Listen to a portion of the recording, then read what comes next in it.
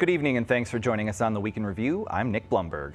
Federal prosecutors accuse a Democratic state lawmaker of an illegal kickback scheme. This is no longer an isolated incident. It has become a pattern. Scandal, silence, delayed accountability, and reform only after public embarrassment. State Representative Carol Ammons is stripped of her committee assignments and banished from the Democratic caucus, but GOP lawmakers say she must resign. Hopefully it's a lesson learned by certain members of City Council because these challenges won't disappear in one budget. Mayor Brandon Johnson says the budget passed over his objections is coming up $130 million short, but opponents say it's a revenue gap of his own making. We're pushing the ability of all of our systems through climate change. Chicago area reservoirs are at near capacity after heavy rainfall as the city looks to improve west side infrastructure to alleviate chronic flooding. Meantime, alders call on Chicago's U.S. Attorney Andrew Boutros to resign, and a federal judge reprimands him for publicly discussing a sealed indictment. And now to our Week in Review panel. Joining us are Rob Hart of WBBM News Radio, our own Heather Sharon of WTTW News, freelance journalist Kim Bellware, and Alex Nitkin of the Illinois Answers Project. Thank you all for being here. Let's get right to it.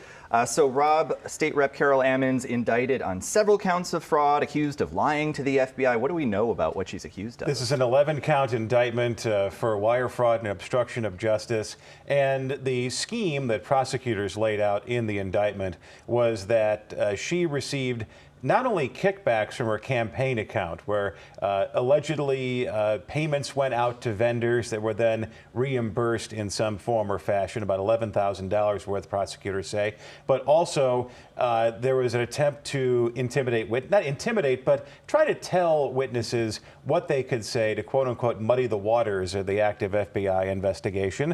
And on top of that, there were allegations that some of the nonprofits that were received state funding steered by Representative Ammons later paid her daughter for work that was nowhere near what she was getting. Yeah, and her husband, a Champaign County official, also charged in this.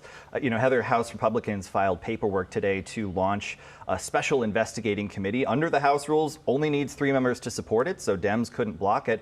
What will you be watching for as that process gets underway? Well, I think this is now inherently a political process, right? The Republicans want to cast the Democrats as corrupt and scandal-plagued. The real question is how does this investigation, sort of work with the federal investigation? Because it is not as if the feds are going to give this committee any more information about what they allege State Rep Ammons has done. That means that they will be behind the 8 ball, and they ran into this when they tried to investigate Michael Madigan, right, while at the same time the feds were sort of closing in on his I guess no longer alleged criminal operation because he is in federal prison.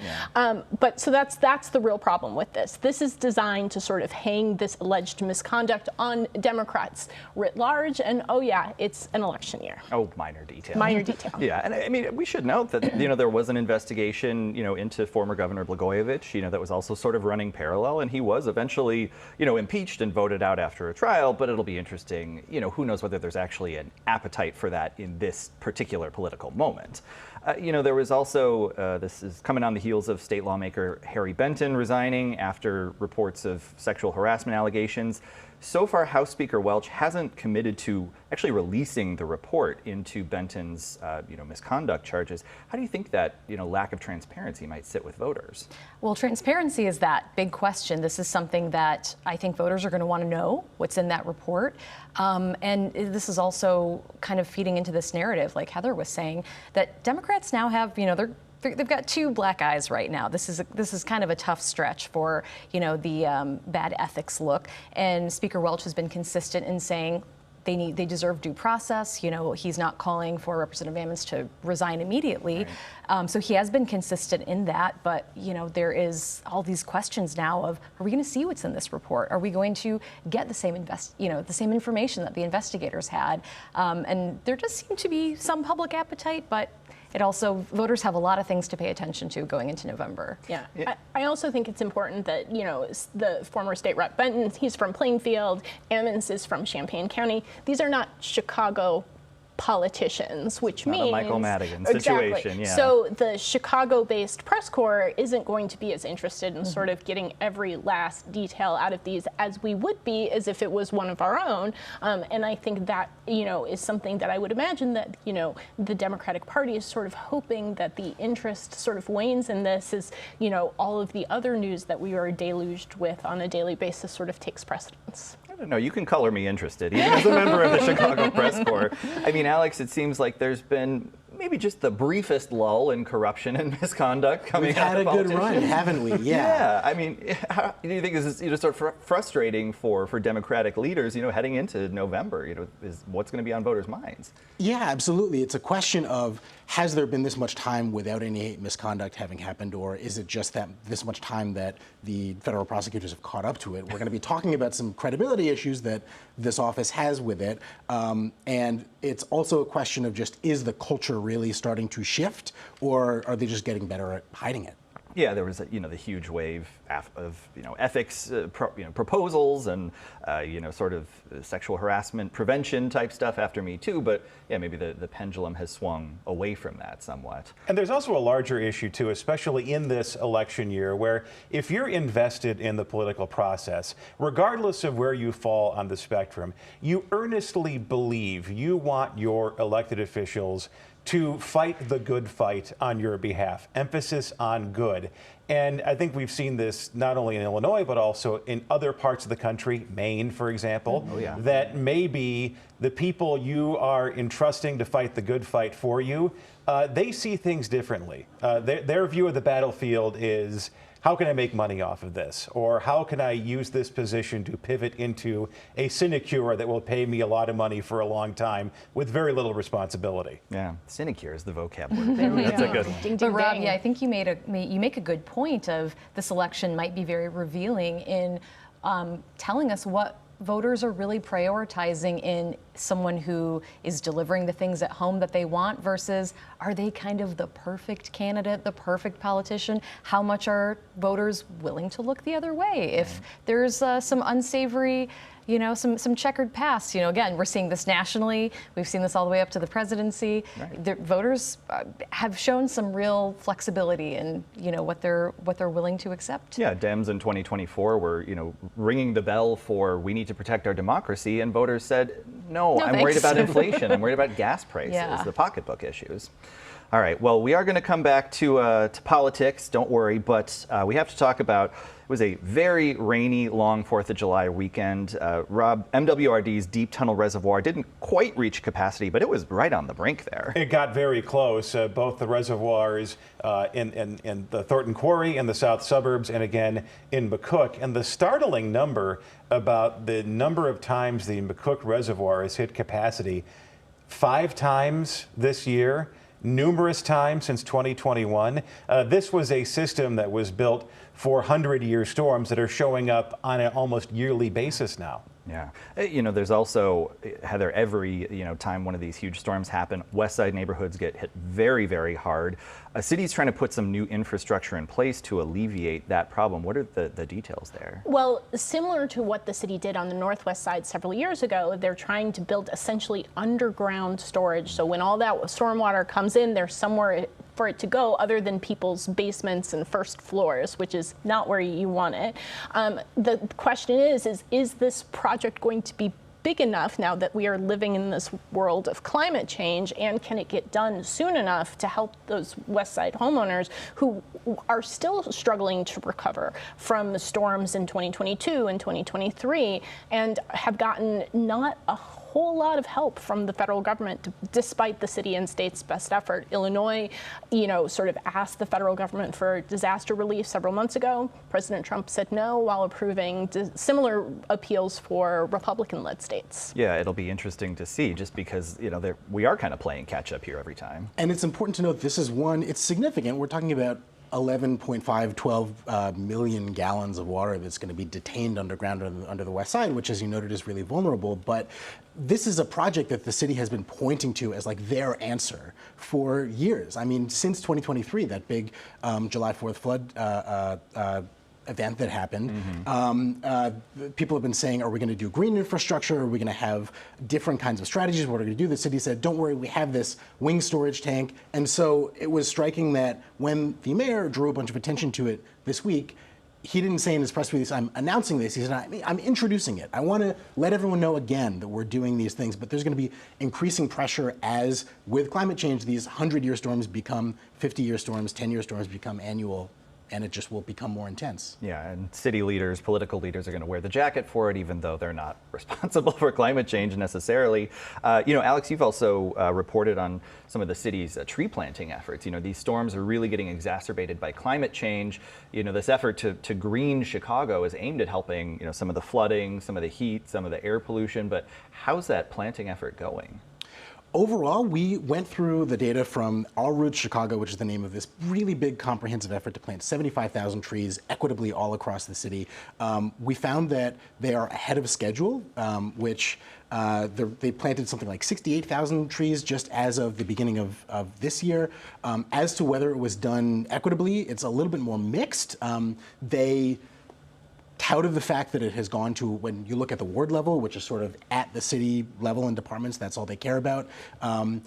It has been, the new trees have gone primarily to South and West Side wards, but if you look at the census tract level, it's been a lot more uneven, and that really matters because, as you sort of noted, having a tree in your neighborhood has a really significant, or rather a small impact across a really significant number of categories. We're talking about cooler summers, critically less flooding because you have those roots sucking water out of the ground.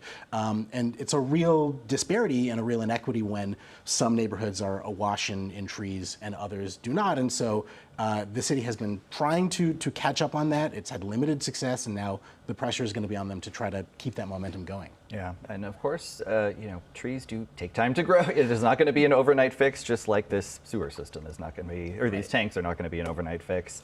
All right, well, we mentioned some of the cloud hanging over the local U.S. Attorney's office.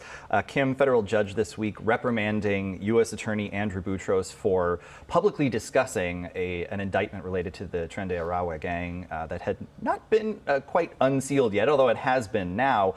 Were you surprised to see him be scolded so publicly, although there wasn't necessarily a punishment that came along with it? Well, normally I would be, but this is not the first time. We've now seen pretty extraordinary to have a U.S. attorney come in personally, appear before the judge. Famously, he did this when he dismissed the Broadview 6 case, and this is something that, is such an unusual step, especially for an office that has the track record of the Northern District of Illinois, that has just the, sterling reputation. And for him to come in and kind of get his nose smacked with the newspaper is unusual for an office like this. When you also read what was discussed in court, it indicates a lack of discipline, or maybe a sloppiness that I think a lot of alums of that office that I've spoke to said they were surprised by.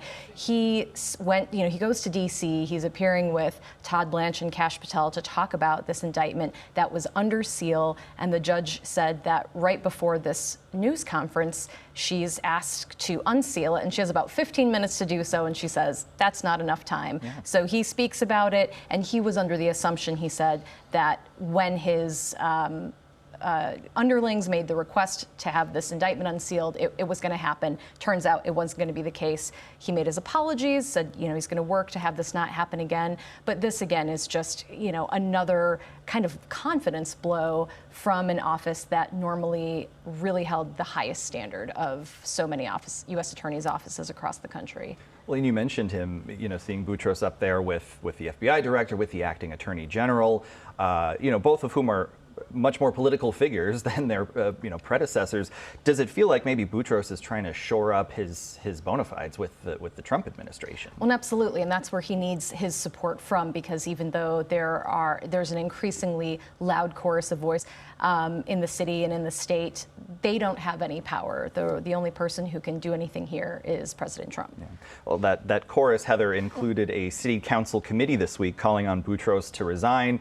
It's a symbolic gesture, sure, certainly, but it kind of struck me as pretty unusual for alders to so directly attack a U.S. attorney. Absolutely. It's one of those things where I think a lot of us reporters are sort of grappling with how much of the norms have sort of started to sort of wear away at the edges, because, under, previous U.S. attorneys, you would never have seen them in front of a judge, much less be reprimanded, much less the potential of sanctions be sort of even mentioned, nor would you have city council members feel emboldened enough to say, hey, you're not doing the right thing. You have lost the public's confidence and should resign. That's a big deal. And I think that it was interesting that it was nearly unanimous. Alderman Nicholas Sposato voted against it. He is one of the most conservative members of the city council and an avowed Donald Trump supporter.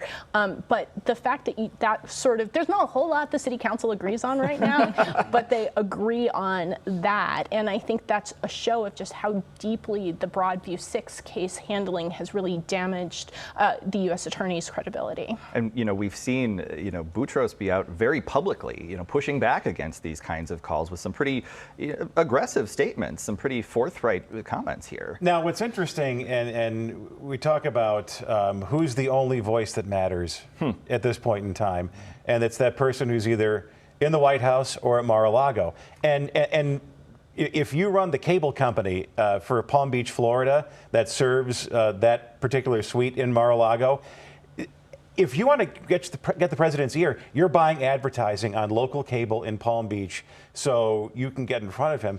And there has to be an entire ecosystem of former Trump administration people who worked in the White House in the first term, who run comm shops and say, this is how you can respond to certain events in a way that the boss will be happy. Yeah. And so that is where all of this language comes from right now, this very bellicose response to what the city council did. Well, and we also saw, the Chicago's top FBI agent, reportedly forced into early retirement because he wouldn't align with the administration's priorities. We've been seeing certainly something of a purge of career FBI agents. Were you surprised at all to see it happening to someone at such a high level? No, not really, not anymore. Once again, as Heather said, talking about those norms that are falling behind the boards aggressively now in the second Trump term. And you watch this right now, and then you think, what's going to happen 2 years from now or 3 years from now? And how many cases are going to fall apart? How many people are going to walk free for procedural reasons because the career people are out? Yeah. It's certainly a hollowing out that could have, follow-on effects. All right, another DOJ-related matter. State officials say they are reviewing a threat, essentially, from the U.S. Department of Justice to prosecute local elections officials for allowing non-citizens to vote, something that experts across the board say is vanishingly rare. Alex, do you think we might see another Illinois lawsuit from Attorney General Raoul against the federal government over this issue? It is entirely possible. You've seen other attorneys general from other states come at the DOJ, sort of fighting back against these efforts and broadly being successful at beating them back. The U.S. Constitution is pretty clear about states owning the entire responsibility for managing elections. And so we're seeing a lot of these efforts by the federal government, starting from the president himself, to try to nationalize elections and try to bring as much of the topic of conversation back to this idea of undocumented people voting. The Illinois State Board of Elections gave their standard, like, oh, we're going to give this serious thought and we will look far and wide to see if we find any, illegal voting, and we'll probably come and say, no, we did our job. We did a very aggressive search and haven't found anything. And then it's just, who knows what actually happens. Well, and it's interesting, too. I mean, we've seen, folks in Congress so far, President Trump has this bill, this push to restrict voting that has not gotten, traction. I mean, is there maybe some pushback against him as a lame duck, or is this just kind of a third rail for even some of his Republican supporters in Congress? This seems to be something where even Republicans are pushing back. Like Alex said, that elections have always belonged to the states. This is another power that maybe the president would like to have in his portfolio that constitutionally doesn't belong to him. But there's also huge privacy consequences that any lawmaker who backed this would have to answer to their constituents. Does a constituent, especially maybe in a more conservative or libertarian part of the country, want a national voter registry? That seems like something that would be pretty unpopular. Yeah, that folks don't want to be in a big database necessarily. All right, turning to some city news. Heather, as we heard at the top, Mayor Johnson says the most recent city budget that he allowed to become law without his signature. Now he says the revenue isn't materializing. What's the issue there? Well, the budget was based on the assumption that the city was going to be able to find a third-party, company that would want to sort of buy the rights to collect $1 billion in unpaid city debt. Now, this is debt owed by people who got a parking ticket or who didn't pay their utility bill, that sort of debt. But the mayor says there have been no takers because in many cases this debt is years old. It's really hard to find these people. It's even harder to make them cough up money that they may or may not have. And I think a crucial part of it too is that the mayor stopped the city from selling any medical debt. So if you had an ambulance ride and you didn't pay that debt or couldn't pay that debt, the city can't sell that debt. But that means that the city was unable to sort of come up with, a cool, $90 million that it needed to pay its budget. And now we're 6 months into the year. There's lots of requirements for the mayor's administration to report at the mid-year mark. And he's saying, look, we don't have that money.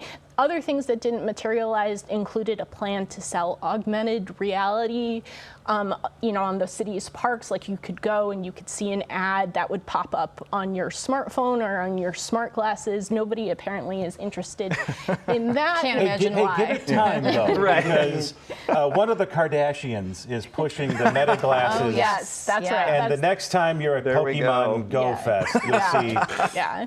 scads of I advertising. can't wait.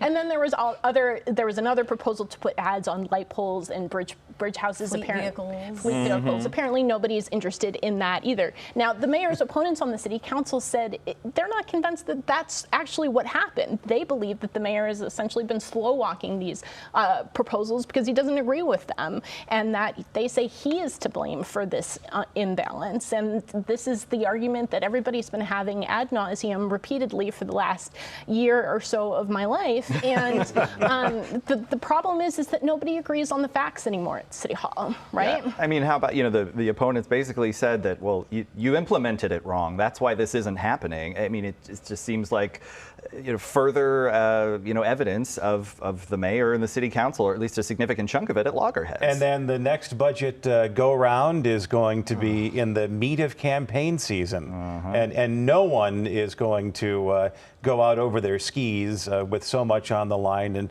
in 2027. But, nobody wants to come back either and have to do some sort of an amendment or some sort of a fix.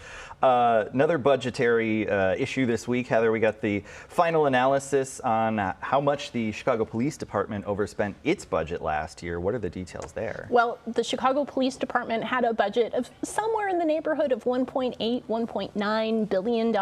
They went $162.5 million over its city council approved budget. This is the fifth year in a row that they have overspent their budget.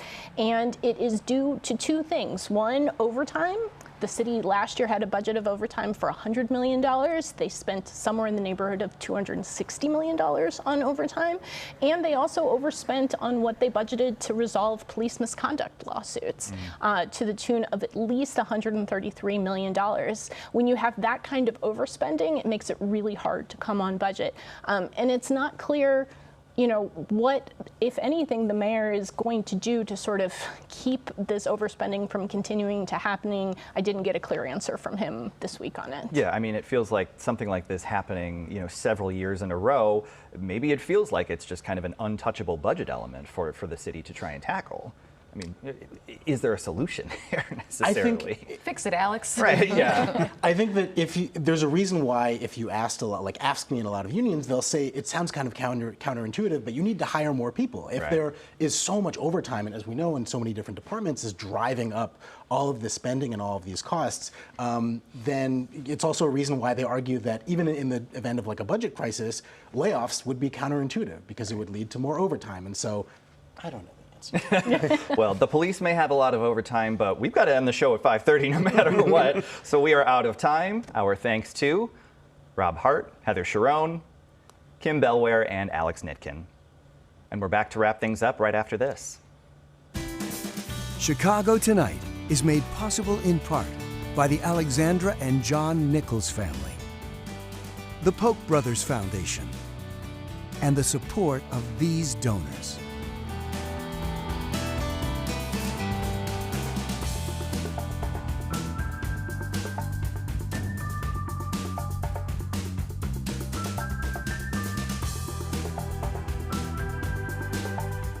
And that's our show for this Friday night. Be sure to sign up for our free email newsletter, The Daily Chicagoan. That's at WTTW.com/newsletter. Now for the Week in Review, I'm Nick Blumberg. Thank you for watching. Stay healthy, stay safe, and stay informed. Have a great weekend. All right, another measure that advanced in City Council, this would bar city employees from using any private information on prediction markets like Kalshi. Ban's already in place at the state level, but yeah, some of these are fairly anonymous markets. I'm kind of wondering, is this going to be whack-a-mole trying to prove these claims? My question is, what is this private information that people are supposed to be betting on? Like, Yeah. Right. Well, we saw that this week. An hour before the Graham Plattner story dropped, the future contract for him dropping out went through the roof. So someone knew something. And this brings in place the Eddie Murphy rule from the CFTC about trading on information that may have come to you through covert means. So if you steal the crop report from Clarence Beeks, it's illegal. You can't do it. We need more trading places references If on you want this to put the show. Duke brothers out of business. Closed captioning is made possible by Robert A. Clifford and Clifford Law Offices, a personal injury law firm working to preserve the dignity and rights of all individuals.